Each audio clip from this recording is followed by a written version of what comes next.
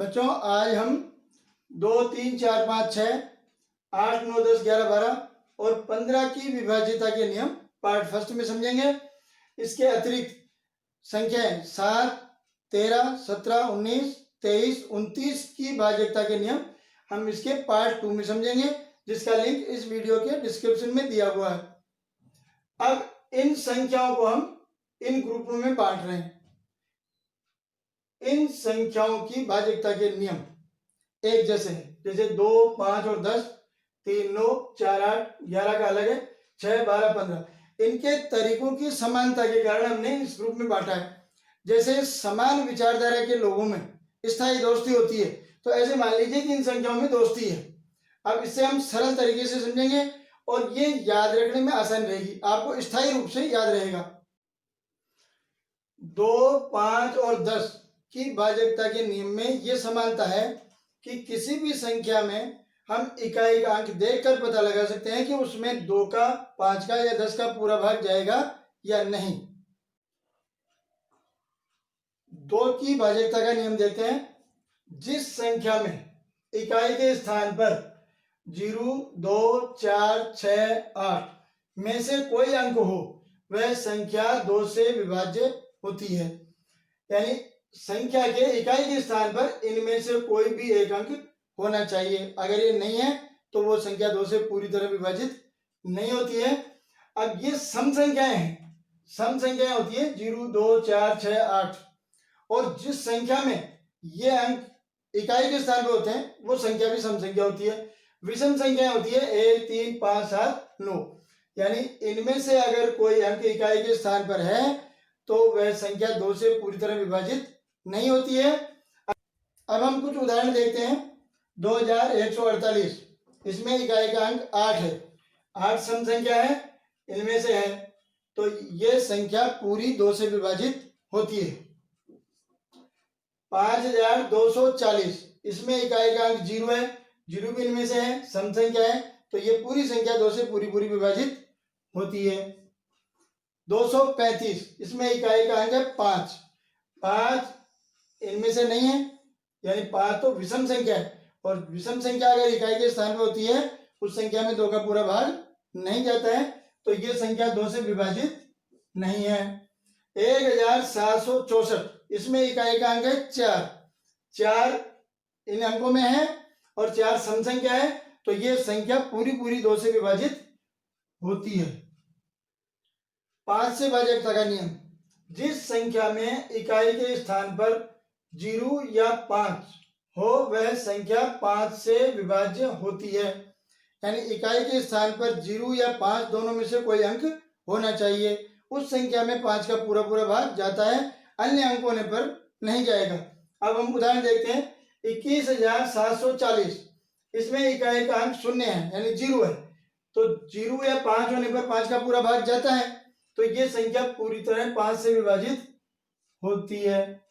5395, इसमें इकाई के स्थान पर 5 है, तो ये संख्या भी 5 से विभाज्य है। इस संख्या में 76733 में इकाई के स्थान पर 3 है, तो इसमें 5 का पूरा भाग नहीं जाएगा, क्योंकि 5 का पूरा भाग जाने पर आप जानते हो 0 या 5 में से कोई अंक इकाई के स्थान पर होना चाहिए, तो इस संख्या में 5 का पूरा भाग नहीं जाता है।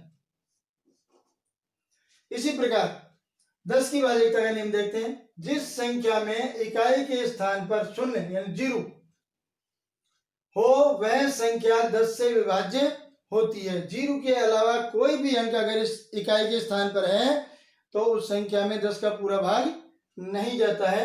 हम कुछ उदाहरण देखते हैं। 500, इसमें इकाई के स्थान पर 0 है, 0 है, तो इसमें 10 का पूरा भाग जाता है। 820, इसमें भी 0 है, तो इसमें 10 का पूरा भाग जाएगा। 3170, इसमें इकाई के स्थान पर 0 है, तो इसमें 10 का पूरा भाग जाता है, यानी ये 10 से पूरी विभाज्य है। 4318, इसमें इकाई के स्थान पर 8 है, तो इसमें 10 का पूरा भाग नहीं जा सकता, क्योंकि इकाई के स्थान पर 0 होगा तभी 10 का पूरा भाग जाएगा, तो इस संख्या में 10 का पूरा भाग नहीं जाएगा, यानी ये 10 से विभाज्य नहीं है। 3 व 9 की भाजकता के नियम में समानता यह है कि इसमें हम संख्या के सभी अंकों का योग करते हैं। योगफल अगर 3 या 9 का गुणज है तो उस संख्या में 3 का और 9 का पूरा पूरा भाग जा सकता है। इस समानता के आधार पर हम 3 और 9 की भाजकता के नियम देखेंगे। 3 का संख्या के सभी अंकों के योगफल में 3 का पूरा भाग जाता है, अर्थात योगफल 3 का गुणज हो तो वह संख्या 3 से विभाज्य है। जैसे 438, इसमें हम 4, 3 और 8 का योग करेंगे।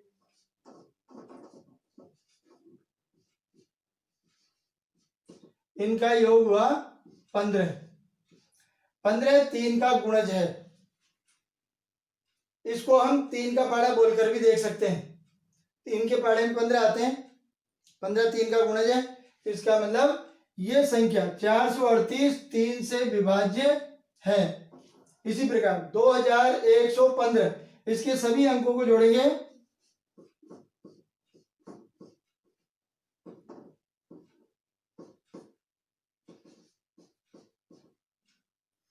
दो, एक 3, एक 4 और 5 9। 9 भी 3 का गुणज है, 3 के पाड़े में आते हैं 9। तो ये संख्या 2115 3 से विभाज्य है। 4022, इसके अंकों को जोड़ते हैं।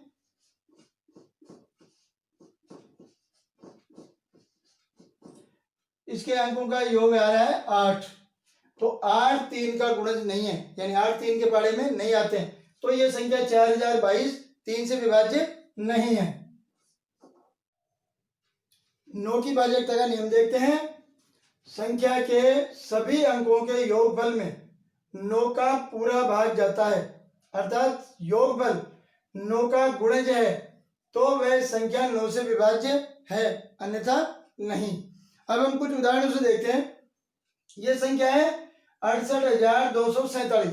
हम इसके प्रत्येक अंक का योग करेंगे। 6, 8, 2, 4 और 7, इनको जोड़ने पर योगफल आया 27। 27 9 का गुणज है, 9 का पाड़ा बोल के देख सकते हैं, 9 तिया 27। तो ये संख्या 68,247 9 से विभाज्य है। इसी प्रकार 40,563, इसके भी सभी अंकों का योग करेंगे। 4, 0, 5, 6 और 3, इनका योगफल हुआ 18। 18 भी 9 का गुणज है, 9 दूनी 18। तो ये संख्या 40,563 9 से विभाज्य है। 75,209, इसके सभी अंकों को जोड़ करते हैं तो 7, 5, 2, 0 और 9 मिला के होते हैं 23। 23 9 का गुणज नहीं है, 23 में 9 का पूरा भाग नहीं जाता है। तो ये पूरी संख्या 75,209 9 से विभाज्य नहीं है। 4 व 8 की भाजकता के नियमों में भी कुछ समानता है। पहले हम 4 का देखते हैं। किसी संख्या में इकाई व दहाई के अंकों से बनी संख्या 4 से विभाज्य हो या इकाई दहाई के अंकों से बनी संख्या 4 का गुणज हो या इकाई दहाई दोनों स्थानों पर 2 शून्य हो तो वह संख्या 4 से विभाज्य है। अब हम इसको उदाहरण से स्पष्ट समझेंगे। ये संख्या है 65,328। इसमें इकाई और दहाई के स्थान पर जो अंक है उनसे बनी संख्या है 28। तो 28 4 का गुणज है, 28 में 4 का पूरा भाग जाता है, इसलिए यह संख्या 65,328 4 से भाज्य है। इसी प्रकार 56,700, इसमें इकाई दहाई के स्थान पर दोनों जगह शून्य है तो इसमें भी 4 का पूरा पूरा भाग जाएगा, यानी यह संख्या 4 से विभाज्य है। अब हम 8 की भाजकता का नियम देखते हैं। किसी संख्या में इकाई दहाई व सैकड़े के अंकों से बनी संख्या 8 से विभाज्य है या इकाई दहाई सैकड़े के स्थान पर शून्य हो तो वह संख्या 8 से विभाज्य होती है। अब हम उदाहरण से देखेंगे। यह संख्या है 37,08,256। अब हम पूरी संख्या में भाग लगाने के बजाय इकाई दहाई सैकड़े के स्थान पर जो अंक हैं उनसे बनी हुई संख्या, इकाई दहाई सैकड़े, इन तीनों अंकों से बनी हुई संख्या 256, इसमें हम 8 का भाग लगा के देख लेते हैं। यदि इसमें 8 का पूरा पूरा भाग लग गया तो इस पूरी संख्या में 8 का पूरा भाग जाएगा, ये पूरी संख्या 8 से विभाज्य होगी, अन्यथा नहीं होगी। तो इसमें 8 का भाग लगा के देखते हैं। 8 का पारा बोलेंगे 25 तक, तो 3 बार में आएंगे 8 तिये 24, 1 बच गया, 6 को नीचे उतारेंगे। फिर 8 का पारा बोलेंगे, 2 बार में आ गए 8 दूनी 16, और शेष कुछ नहीं बचा। तो 256 8 से पूरी तरह विभाजित हो गई, तो ये पूरी संख्या 8 से विभाज्य है। इसी प्रकार दूसरा नियम कि इकाई, दहाई, सैकड़े के तीनों स्थानों पर शून्य हो तो वह संख्या 8 से विभाज्य होती है। तो इसमें इकाई, दहाई, सैकड़े तीनों स्थान पर शून्य है, इसलिए ये संख्या 8 से पूरी पूरी विभाजित हो जाती है। 6, 12 और 15 इनकी भाज्यता के नियमों में भी एक समानता है। जैसे जो संख्या 2 व 3 दोनों से विभाज्य होती है वो 6 से विभाज्य होती है। इसी प्रकार जो संख्या 3 और 4 से विभाज्य होती है वो संख्या 12 से विभाज्य होती है, और जो संख्या 3 व 5 दोनों से विभाज्य होती है वो 15 से विभाज्य होती है। अब हम एक एक का नियम देखते हैं। 6 का, जो संख्या 2 व 3 दोनों से विभाज्य होती है वह संख्या 6 से विभाज्य होती है। जैसे संख्या देखिए 264, 2 और 3 के विभाज्यता के नियम हम देख चुके हैं। तो अपने को देखना है कि ये 2 व 3 दोनों से विभाज्य है या नहीं। इकाई के स्थान पर इसमें 4 है, अतः यह 2 से विभाज्य है, और इसके अंकों का योग 2 और 6 8 और 4 12 है, तो 12 3 का गुणज है, अतः यह संख्या 3 से भी विभाज्य है। जो दोनों से विभाज्य हो गई तो यह संख्या 6 से विभाज्य है। दूसरी संख्या है हमारी 528, इसमें इकाई के स्थान पर 8 है, अतः यह संख्या 2 से भाज्य है। अब इनका अंकों का जोड़ देखेंगे, 5 और 2 7 और 8 15, 15 3 का गुणज है, यानी 15 में 3 का पूरा पूरा भाग जाता है, इसलिए ये 3 से भी विभाज्य है, अतः ये संख्या 528 6 से विभाज्य है। हम एक उदाहरण और देखते हैं। 316, इसमें इकाई के स्थान पर 6 है, अतः यह 2 से भाज्य है। अब इनका जोड़ देखिए, 3 और 1 4 और 6 10, 10 3 का गुणज है क्या? नहीं है। 10 में 3 का पूरा पूरा भाग नहीं जा सकता, इसलिए 3 से विभाज्य नहीं है। अब 2 और 3 दोनों से भाज्य होगी तो 6 से भाज्य होगी। एक में भी अगर पूरा पूरा भाग नहीं जा रहा है तो वह संख्या 6 से विभाज्य नहीं होती है, तो यह संख्या पूरी तरह 6 से विभाजित नहीं हो सकती। अब हम 12 की भाज्यता का नियम देखते हैं। जो संख्या 3 व 4 दोनों से विभाज्य होती है वह संख्या 12 से विभाज्य होती है, यानी उस संख्या में 3 व 4 दोनों का पूरा पूरा भाग जाना चाहिए। अगर दोनों का पूरा भाग जाता है तो वह संख्या 12 से विभाज्य होती है। इस बात को हम कुछ उदाहरणों से देखते हैं। 324, इसमें पहले देखेंगे कि 3 का पूरा पूरा भाग जाता है या नहीं। 3 और 4 दोनों की भाज्यता के नियम देखने हैं। तो 3 की भाज्यता के लिए इन अंकों का योग करेंगे। 3 और 2 5 और 4 9, 9 3 का गुणज है, 9 में 3 का पूरा भाग जाता है, इसलिए ये पूरी संख्या 3 से विभाज्य है। अब इकाई व दहाई के अंकों से बनी हुई संख्या 24 है, और 24 4 का गुणज है, यानी 24 में 4 का पूरा पूरा भाग जाता है, अतः संख्या 324 4 से भी विभाज्य है। अब दोनों से विभाज्य है ये संख्या, 3 और 4 दोनों से विभाज्य है, इसलिए ये संख्या 12 से विभाज्य है। अब दूसरी संख्या देखिए 7716, इसमें 3 व 4 का पूरा भाग जाता है या नहीं, इनके नियमों से देखेंगे। पहले 3 की भाज्यता की जांच करते हैं। 7 और 7 14 और 1 15 और 6 21, 21 3 का गुणज है, 21 में 3 का पूरा पूरा भाग जाता है, अतः इस पूरी संख्या में 3 का पूरा भाग जाएगा, यह संख्या 3 से विभाज्य है। इसी प्रकार अब हम 4 की भाज्यता की जांच करेंगे। 4 की भाज्यता के लिए इकाई व दहाई के अंकों से बनी हुई संख्या उसको देखेंगे। यह है 16, 16 4 का गुणज है, यानी 4 के पहाड़े में 16 आते हैं, 16 में 4 का पूरा पूरा भाग जाता है, अतः ये संख्या 4 से विभाज्य है। दोनों से विभाज्य है, इसलिए ये 7716 12 से विभाज्य है। अब तीसरी संख्या देखते हैं, 3512। इसमें भी हम 3 और 4 की भाज्यता की जांच करेंगे। 3 के लिए करेंगे इन अंकों का जोड़, 3 और 5 8 और 1 9 और 2 11। 11 3 का गुणज नहीं है, 11 में 3 का पूरा भाग नहीं जा सकता, अतः संख्या 3 से विभाज्य नहीं है। अब 4 की भाज्यता की जांच करेंगे। इकाई दाई के अंकों से बनी हुई संख्या है 12। 12 4 का गुणज है, अतः 12 में 4 का पूरा पूरा भाग जाएगा, लेकिन इन दोनों में नहीं गया। एक 4 का भाग तो इसमें जा रहा है, लेकिन 3 का पूरा भाग नहीं गया, तो ये संख्या 12 से विभाज्य नहीं है।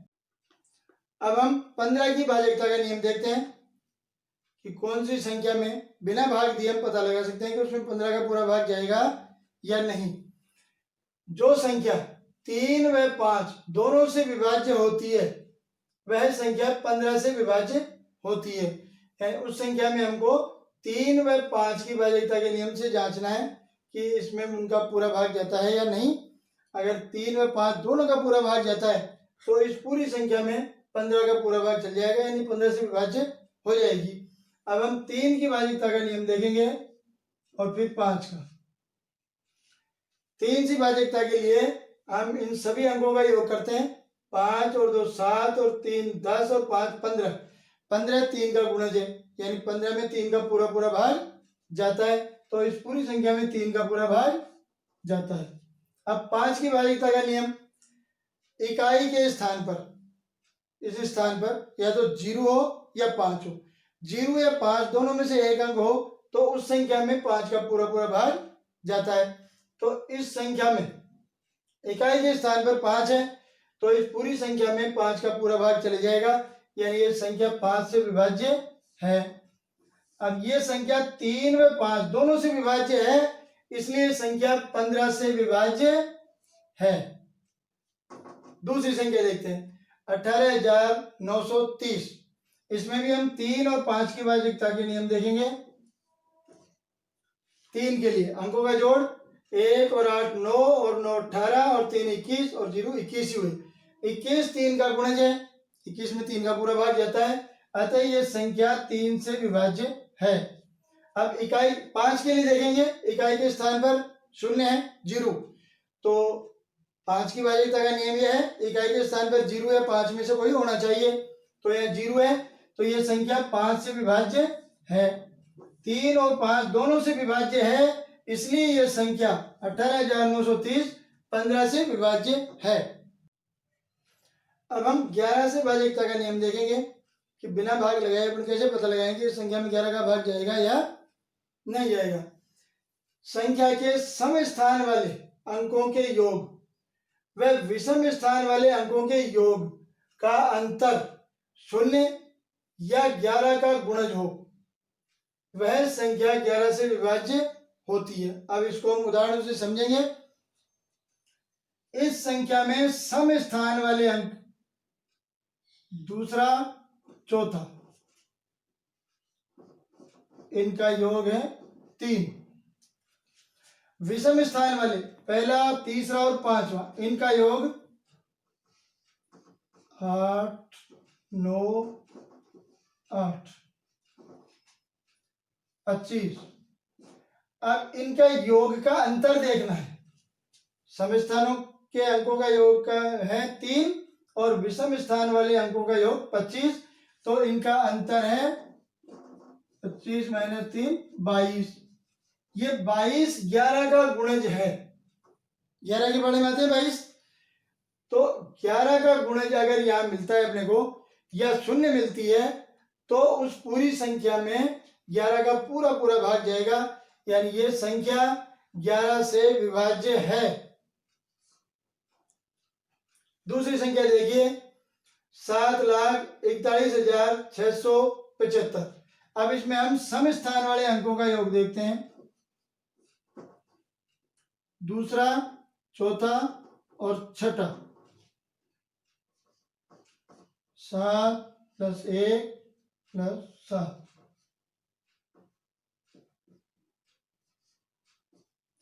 7 1 8 और 7 हो गए 15। अब विषम स्थान वाले अंकों का योग, सम और विषम संख्याएं हमने इस वीडियो के शुरू में बता दी थी। 0 2 4 6 8 सम संख्याएं होती हैं और 1 3 5 7 9 विषम संख्याएं होती हैं। तो विषम स्थान होता है पहला, तीसरा और पांचवा। 4 + 6 + 5, इनका योग हो गया 4 और 6 10 और 5 15। अब इन दोनों का अंतर देखेंगे हम, दोनों ही 15 15 आ गए, तो इनका अंतर हुआ 0। अगर इनका अंतर 0 है तो वह संख्या पूरी 11 से विभाज्य है। तो 7,41,675 11 से विभाज्य है। भाज्यता के नियम सभी विद्यार्थियों के लिए तो उपयोगी है ही, टीचर्स के लिए भी उपयोगी है, और अनेक प्रतियोगी परीक्षाओं में भी इस प्रकार के प्रश्न आते हैं कि हम बिना भाग लगाए उसका पता लगाएं कि उस संख्या में उसका पूरा भाग जाता है या नहीं, या वो पूरी विभाज्य है या नहीं। इसलिए सभी के लिए उपयोगी है।